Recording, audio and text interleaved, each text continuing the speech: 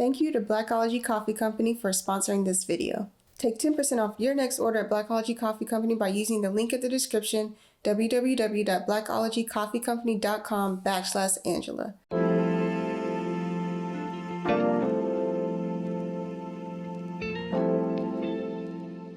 Hey everybody, thank you guys so much for joining us on Honey and Hustle today. Today I'm joined with Ken and Tamara of RCB Cakes. They're incredible pastry makers, incredible bakers, incredible just artists in the kitchen here in the Raleigh-Durham area. I'm so happy for you guys to meet them, to learn more about them, learn more about their partnership, and just how you can get familiar with their work. So Ken and Tam, thank you guys so much for joining me today. Thank you. Thank you for having us today. Absolutely. We appreciate it. We really enjoy watching the show.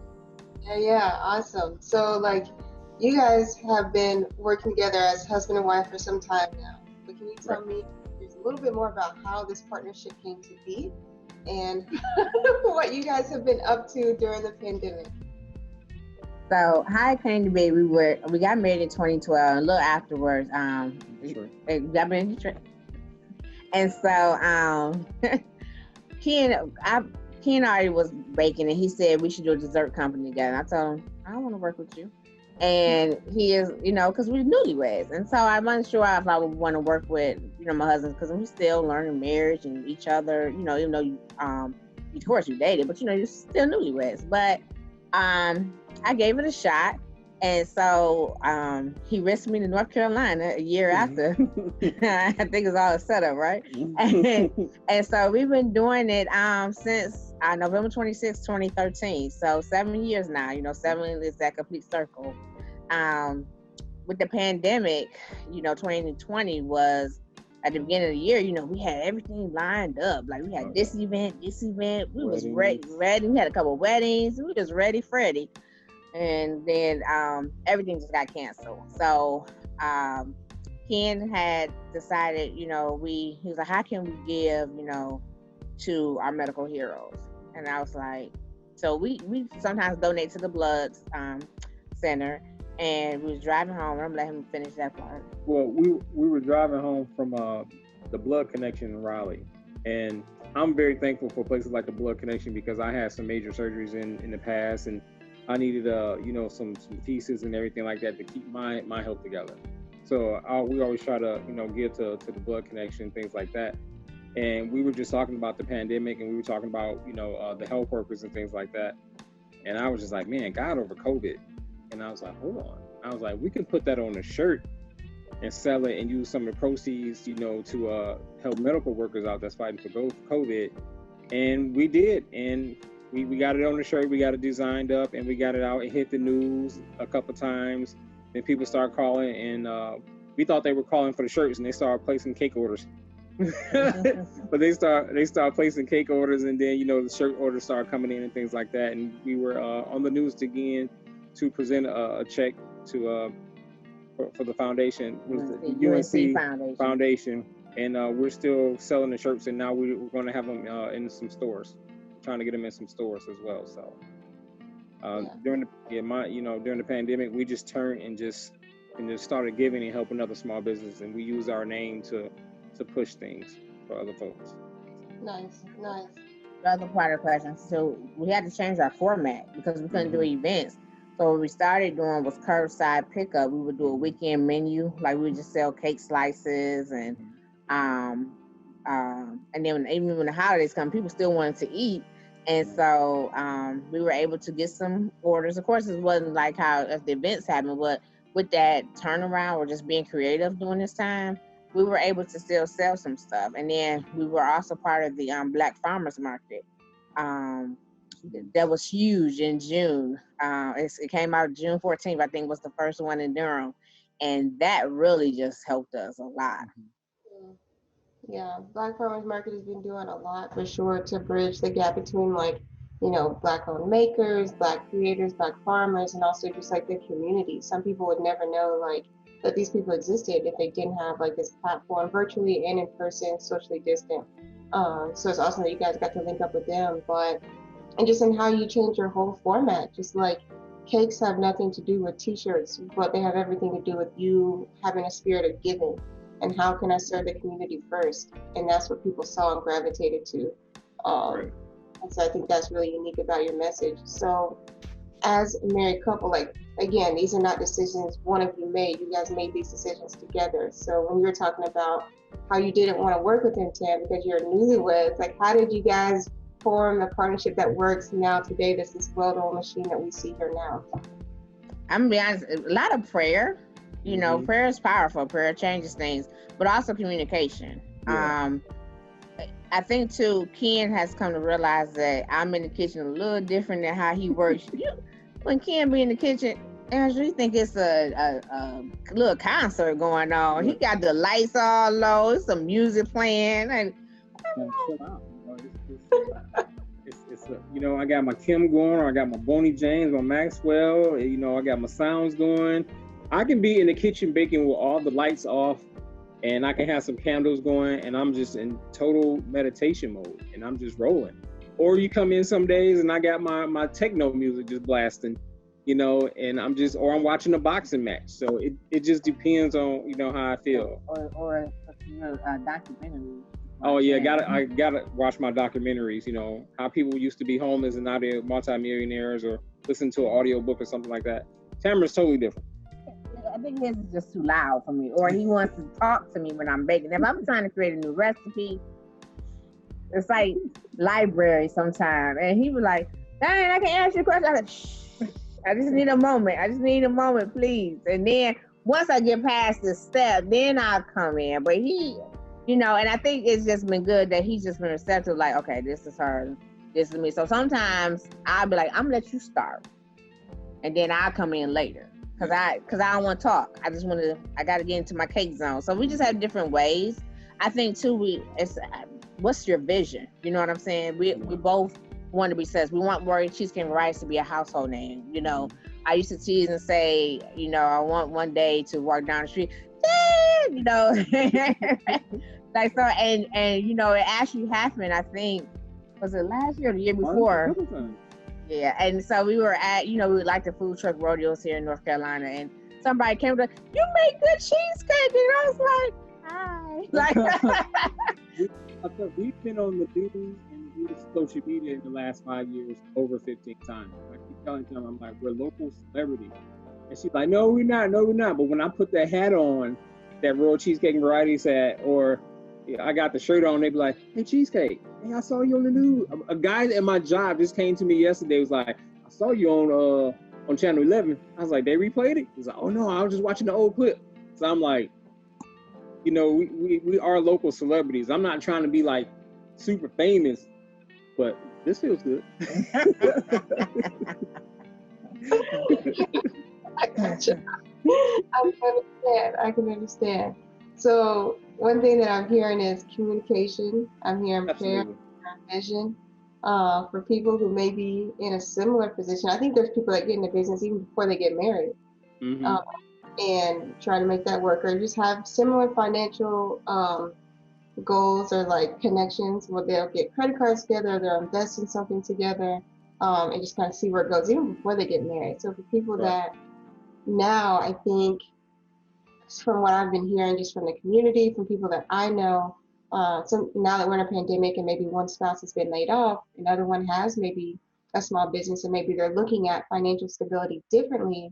Now they're saying, well, what if you come and work with me? What if we come and build what I already have going? Because you can't get fired from this, you know, unless we get one, you know, which probably is not going to happen. So it's like, you know, this is what people are thinking about. So what are some things you would tell people if they're like, kind of maybe looking to go that route, maybe like they've been used to a 9-to-5, used to a steady paycheck, and now because of the pandemic they no longer had that, you know, what are some things you would tell them, I guess, to give them confidence, to give them hope that, you know, this is possible. Like, obviously it can be very successful when done properly, even if you two have very different work styles. I would say respect each other's boundaries.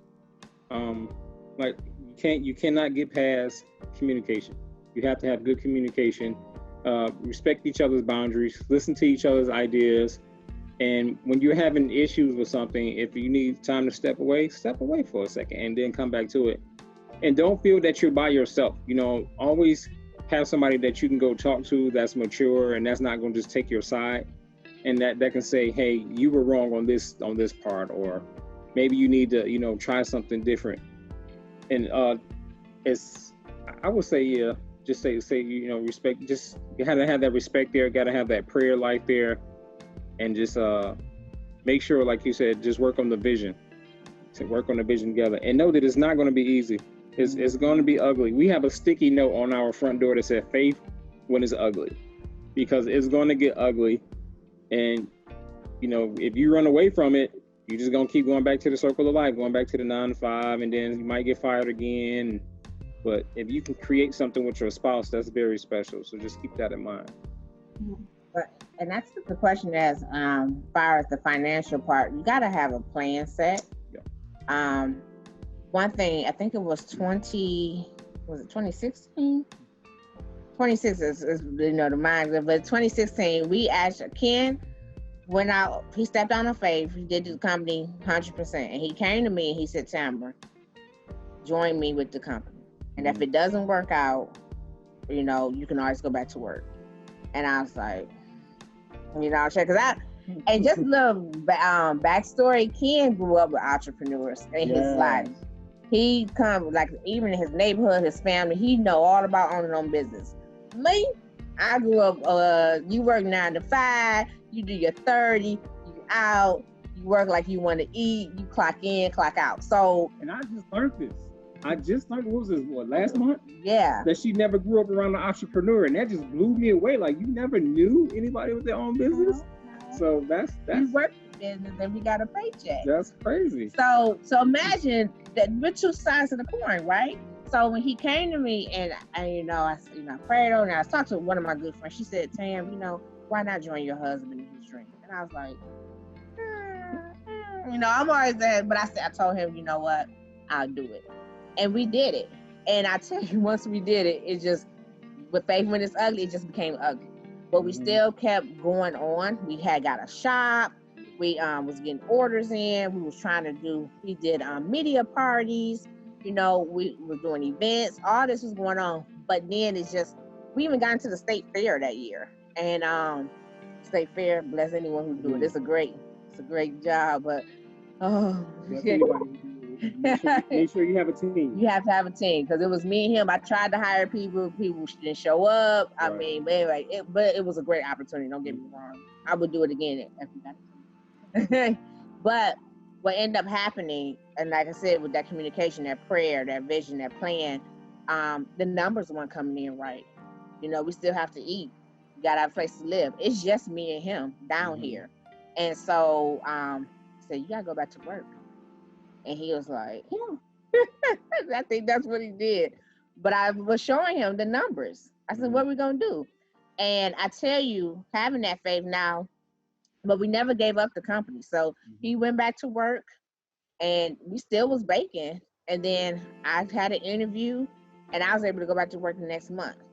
And so we still didn't say, well, we're done with the company. We never said that. Right. We just kept pushing it. And so now we're both working full time, but we're still doing the company. And until we get, you know, you got to have the numbers. It got to make sense. And, you know, we all believe in faith, but we also God gives you common sense too, you know, and it's, I think, to just those who want to start the business, I know the pandemic, you know, we're living history, but make a plan and do understand that it might not be the way you want, when you want. And we had to learn that too, but you keep doing it. Keep doing it. You know, right now we're in the black, I'm going to another part of the story, but keep doing it. But keep doing what your dream is, because eventually I believe we can become full-time doing Royal Cheesecake and Varieties. Now, for me personally, I love teaching. Even what's going on, I might still teach some on the side. That's just me. You see what he's shaking his head. So, and that's him. But I respect that as he respects me for what I love to do as well. One thing I have to say, like I say, I grew up around entrepreneurs. And don't get me wrong, every job, I'm management. You know, when I go to retail and stuff like that, I have bakery management experience, retail management experience. I always get offered top management positions and things like that. So I know how to work in corporate America and things like that, but I've seen so many people get hurt right before they're about to retire, or when something happened at the job, I see them cut their insurance or have to go through a lawsuit or something like that. I've just seen so many things happen to people right when they were supposed to get to their promised land, so to speak, when it comes to retirement, things like that, or get fired or get laid off. And I'm just like, I cannot absolutely not let them people do that to me and my family right before I'm retired. You know what I'm saying? So I took it upon myself to just say, hey, I have to push this business like I don't have a pension. Like I have a good job now. I work in the medical field. So I have a good job, but I'm not giving them 30 years. I retire me. I retire Tamara. If Tamara wants to still stay at work, that's up to Tamara. But the plan that I have and the plan that I put together with the financial coach is the company is going to be sold in the next 9 years because it's going to be a multi-million-dollar company or sooner. I'm not giving anybody 30. I'm not giving anybody 20, 15, 10. 5 is a very slim, maybe. But you gotta have that vision, and it has to be there even when it's ugly. Even with the pandemic and things got canceled and stuff like that, I still didn't erase my vision. You know what I'm saying? But at the same time, I have to respect what Tamara wants to do as well. You know what I'm saying? So it's so many things to go through it, but like that, it always comes back to communication and respect. Yeah. No, that's really good. So what I'm hearing is, as a married couple, you guys decided that your financial plan is your own and not your business's. So you're not basing your life around like guarantees that you can't control. You're trying to control that with your business. And that's exactly very, very interesting, because I feel like a lot of people do it the opposite. They say, listen, like, we're going to move here, we're going to have this job, we're going to put in our time, because this company has good benefits, this company has good retirement, good health insurance, good all these things, good match, whatever you want to call it. And then we'll save up to do what we want to do in retirement. And you guys are saying, why not both? Because at the end of the job is just a job to me, but RCB is my life, that's my love. So I've seen a lot of people in their 60s just coming back, going to school, saying, hey, I got laid off, and that's the only job that I had since I was 18. And they're like, hey, I need to learn a new skill. And, now their body is breaking down, and they haven't been reading or anything like that because they've just been doing the same old job. So it's very difficult for them. And now they have to take their retirement and try to start this business and start all over, and they don't have any idea what to do. No, you start your business early, and you keep pushing, and you work your job on the side. So if something happens to the business, okay, you have your job to fall back on. And then you make that money back up. And while you're learning how to rebuild your business, you're still putting up money for the business, and you go back to the business. Praise God for people who have 9-to-5s and they're able to retire, like my mom, my dad, and my wife, if she wants to do that. I'm very thankful for people like that. I'm just not made like that. You know what I'm saying? I'm just not, I can't do it. You know what I'm saying? And I still respect people who can do it because they're amazing. Yeah. So Tamara, what is something that you've been able to like learn from Kim and Ken and all of his like experience and knowledge that he's gained by being around entrepreneurs all the time? Because I'm definitely like you. Like my family is definitely like, I didn't grow up around entrepreneurs like that. I grew up thinking, hey, you get a job, you get a nice job, good pay, good benefits, put in your 30 years, you're good to go. You know what I'm saying? Like save up, make good investments, all these things. Like entrepreneurship is definitely like a new thing for me and my family. So right. So how have you been able to like learn from Ken in that way? Ken is like, he has these explosive ideas. It's like almost like a visionary almost. And what I've learned from him was, one, be willing to take risks, step out your comfort zone. So like when we first started, we're not from North Carolina. And so when we was coming down here, they're like, you made this from scratch? And then I was like, you make this from scratch? Right. And so now I used to couldn't talk to people.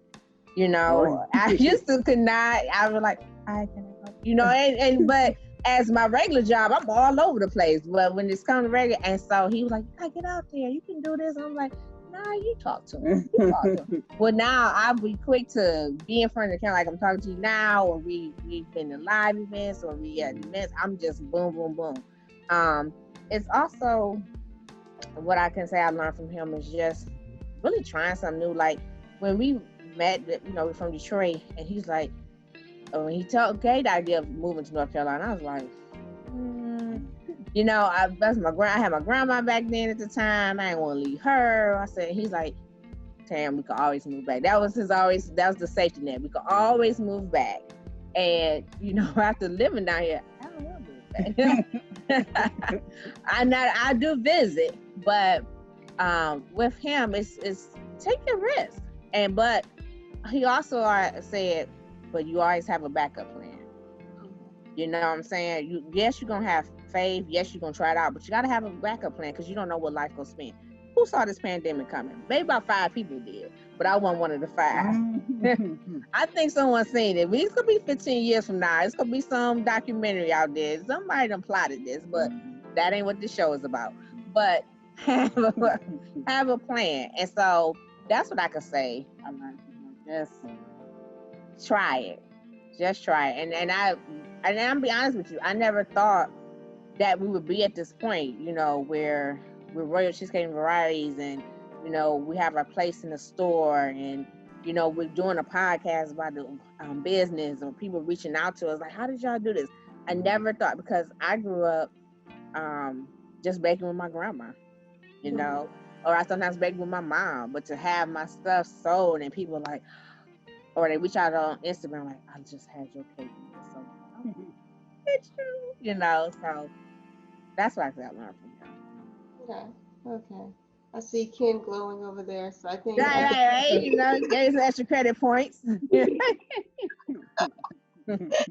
Oh man, well thank you guys so much for coming on the show and sharing your story with me today. And I hope the viewers get something out of it. I think like as a single person, I got something out of it too.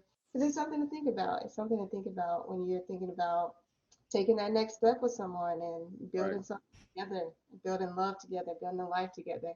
It looks different for everybody, and I'm glad this has worked out so well for you guys. And as someone who had your cheesecake, highly recommend. Thank you. Okay. Thank you. Yes, thank you so much. We truly appreciate it. Thank you. Thank you, Angela.